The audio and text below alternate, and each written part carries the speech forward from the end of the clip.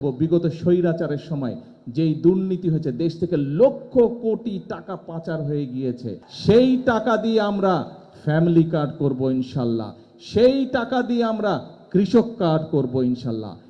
আজকে যে এই ফ্যামিলি কার্ড, এটা গাবতলীত এই মাসের মধ্যে ইনশাল্লাহ আরো 22টা না 30 তারিখের ভিতরে 23টা, আরো 23টা, বাংলাদেশের 23টা উপজেলাতে আমরা এই মাসের ভিতরে 30 তারিখের ভিতরে আমরা মায়েদের হাতে ফ্যামিলি কার্ড পৌঁছে দেব।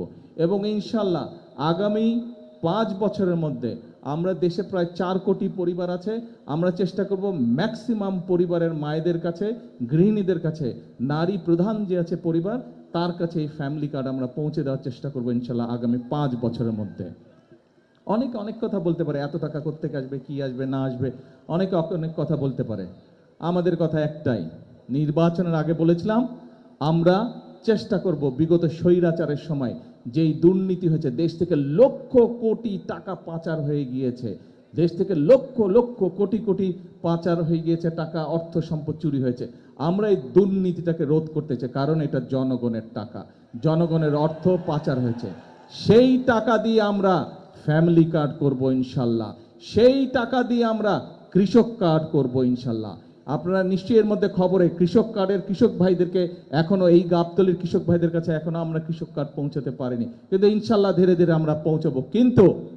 কিন্তু আপনারা দেখেছেন নির্বাচনের আগে আমরা বাংলাদেশের মানুষকে প্রতিশ্রুতি দিয়েছিলাম, এই ফ্যামিলি কার্ডের কথা বলেছিলাম, আমরা বলেছিলাম কৃষক কার্ডের কথা, আমরা বলেছিলাম 10,000 টাকা পর্যন্ত যাদের কৃষি ঋণ আছে সেই কৃষক ভাইদের আমরা 10,000 টাকা পর্যন্ত কৃষি ঋণ সুদ সহ মৌকুফ করে দিব।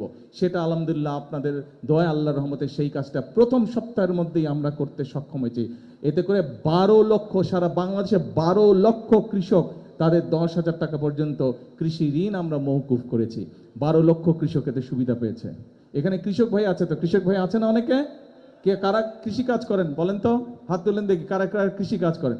এই যে আপনাদের মধ্যে যাদের 10,000 টাকা কৃষি ঋণ ছিল, ধীরে ধীরে আপনারা দেখবেন আপনাদের কাছে আপনাদের ব্যাংক নোটিশ পাঠাবে যে এই কৃষি ঋণ সরকার পরিশোধ করে দিচ্ছে, আপনার এটার আর ইনশাল্লাহ প্রয়োজন হবে না।